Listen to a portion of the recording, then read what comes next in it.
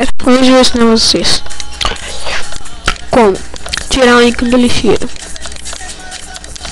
Aí vamos lá, vocês têm que abrir o executação, abre lá executar, escreve gpedit.msc e dá um ok.